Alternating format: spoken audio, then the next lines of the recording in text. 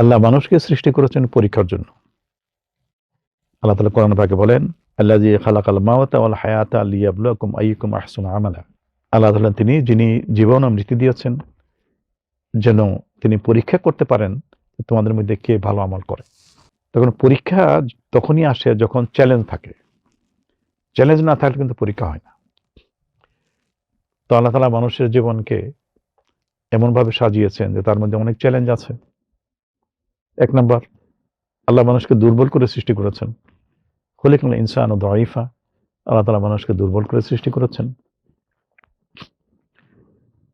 মানুষের সামনে এমন সব আকর্ষণীয় জিনিস দেওয়া হয়েছে যেটা নাকি নিষিদ্ধ।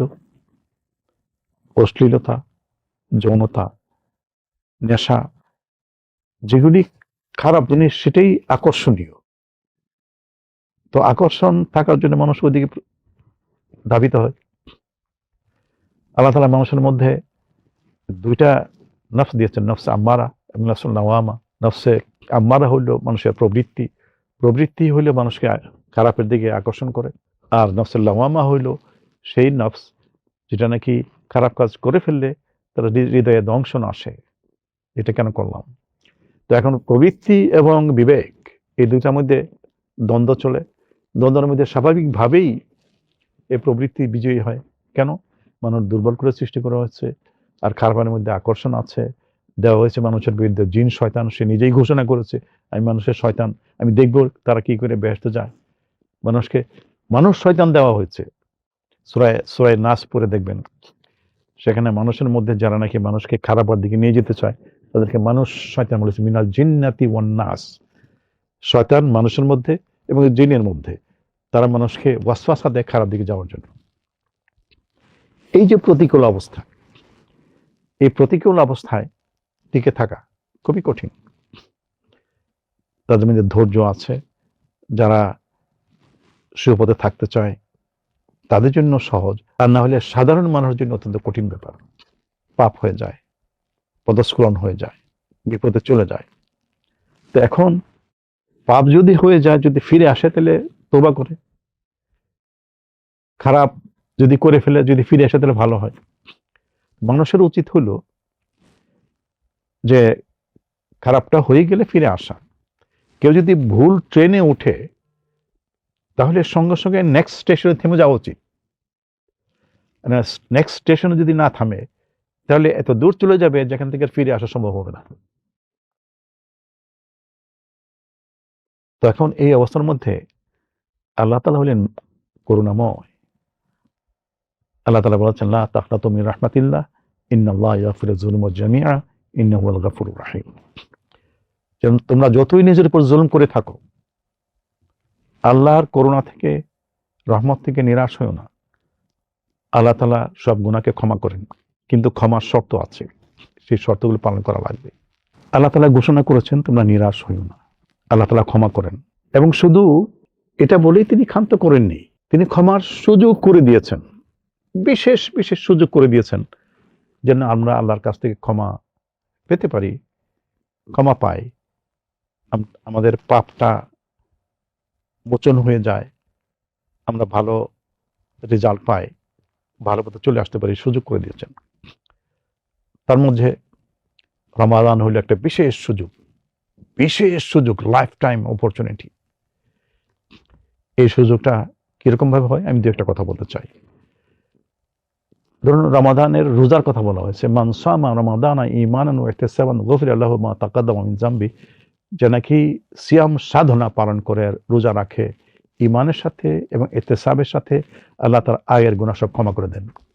আমরা তো রোজা রাখি সবাই, কিন্তু সামাজিকতায় রোজা না রেখে যদি আমরা রিয়েলি আল্লাহর সন্তুষ্টির জন্য যেভাবে রোজা রাখা দরকার সেভাবে করি, তাহলে আমাদের আগের জীবনে গুনাহ ক্ষমা হয়ে যাবে। শুধু এটা না, এই রমাদানের মধ্যে এই রোজাটা, ফাস্টিংটা ছাড়াও তখন তারাবির নামাজ, তাহাজ্জুদের নামাজ। রাসূল সাল্লাল্লাহু আলাইহি ওয়াসাল্লাম বলেছেন, মান কামা রমাদানা ঈমানান ওয়া ইহতিসাবান গুফিরা লাহু মা তাকাদ্দামা মিন যামবি। যে নাকি কিয়ামুল লাইল করে রমাদানে ইহতিসাবের সাথে এবং ঈমানের সাথে, তার আগের জীবনে গুনাহ মাফ হয়ে যাবে। সুন্দর কথা। আমরা অন্য সময় তাহাজ্জুদ পড়তে পারি না, কিন্তু রমজানের সুযোগ হলে আমরা সেহরি খাইতে উঠি। এই তাহাজ্জুদের সময় যদি আল্লাহর কাছে দোয়া করি যে আল্লাহ আমার মাফ করে দাও, আল্লাহ মাফ করে দেন, আল্লাহ তাআলা ডেকে বলেন কেউ কি ক্ষমা চাওয়ার আছো? ক্ষমা চাও এই সময়, আমি ক্ষমা করে দেব। আমরা এটা করতে পারি। রাসূল সাল্লাল্লাহু আলাইহি ওয়াসাল্লাম এবং আল্লাহ উৎসাহিত করেছেন আমরা বেশি বেশি ভালো কাজ করি। ভালো কাজ করলে ক্ষমা ডিলিট হয়ে যায়। আমরা তো ডিলিট কথাটা বুঝি কম্পিউটার থেকে। ইন্নাল হাসানাত ইউযহিবনা সাইয়্যাত, যে মানুষ যদি ভালো কাজ করে তাহলে খারাপ কাজগুলোকে ডিলিট করে দেয়, মুছে দেয় এগুলো। তো আমরা রমজানে যদি একটু ভালো ভালো কাজ করি, বেশি বেশি ভালো কাজ করি, তাহলে শুধু রিওয়ার্ড পাবো না, আমাদের খারাপ কাজগুলো, আমাদের অন্যায়গুলো, আমাদের পাপগুলো মোচন হয়ে যাবে এবং সেগুলি ডিলিট হয়ে যাবে, আমরা ক্ষমা পাবো। আমরা যদি রমাদানে একটা নফল কাজ করি তাহলে অন্য সময়ের ফরজের সওয়াব হয়, আর যদি রমজানে ফরজ কাজ করি তাহলে অন্য সময় 70টা ফরজের সওয়াব হয়। তার মানে 70 গুণ বেশি সওয়াব হয়। তো ইন্নাল হাসানাতা ইউযহিবনা সাইয়্যাত, যে ভালো কাজগুলো খারাপ পাপগুলোকে মোচন করে দেয়, দেখেন একটা মাল্টিপল ইফেক্ট হয়ে যাচ্ছে আমাদের।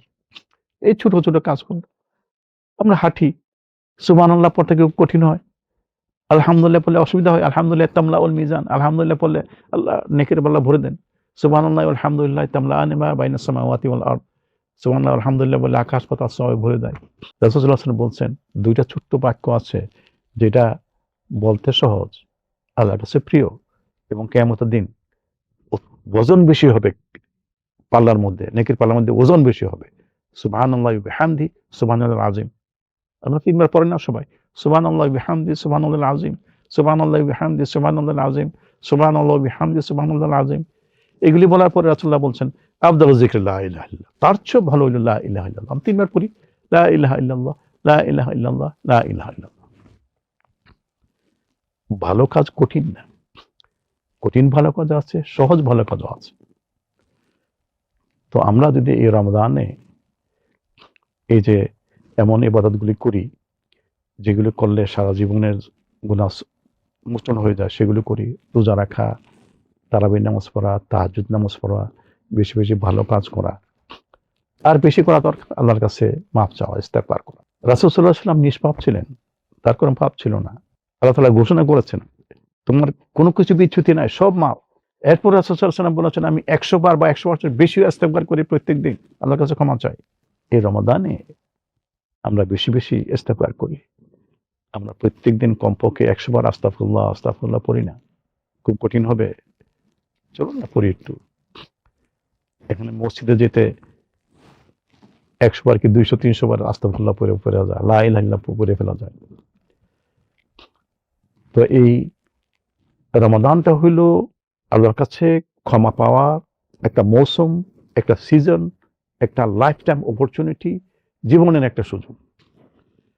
চলুন এটাকে আমরা গ্রহণ করি। যদি আল্লাহ তাআলা এই রমজানের পরে আর এক রমজান আসার আগে মৃত্যু হয়ে যায় আমাদের, উপায় আছে কিছু? কত পাপ করি জানা অজানা, ইচ্ছায় অনিচ্ছায়, রাতে দিনে, হিসাব নাই তো, বেহিসাব। তো আল্লাহ তাআলা বলছেন যে এখানে সবকিছু মাফ হয়ে যায় আগের, চলুন একটু আমরা আল্লাহর কাছে মাফ চাই। এমন কাজগুলি করি যেটা করলে আল্লাহ তাআলা মাফ করে দেন এবং আল্লাহ খুশি হয়ে যান। বিনয়ের সাথে আল্লাহর সাথে মাফ চাইতে হবে। 2 রাকাত নফল নামাজ পড়ি রাত্রে, নামাজটা সিজদায় গিয়ে বলি হে আল্লাহ আমি গুনাহগার, তুমি মাফ করে দাও, মাফ করে দাও, মাফ করে দাও। আল্লাহ মাফ করে দেবেন।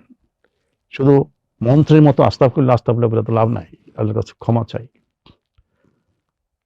আমি আমাদের আপনাদের সবার তরফ থেকে আল্লাহর ক্ষমা চাই, হে আল্লাহ আমাদের ক্ষমা করে দাও, আমরা পাপী, আমরা গুনাহগার। তুমি যদি ক্ষমা না করো আমাদের কোনো উপায় নাই। তুমি তো মেহেরবান, করুণাময়, তুমি বলছো যে তুমি সব গুনাহ ক্ষমা করে দাও, তুমি নিরাশ হও না। হে আল্লাহ আমরা নিরাশ নই, তোমার কাছে ক্ষমা চাই, আমাদেরকে ক্ষমা করে দাও, আমাদেরকে ক্ষমা করে দাও, আমাদের বাপ মাকে এবং সবাই ক্ষমা করে দাও। আমিন।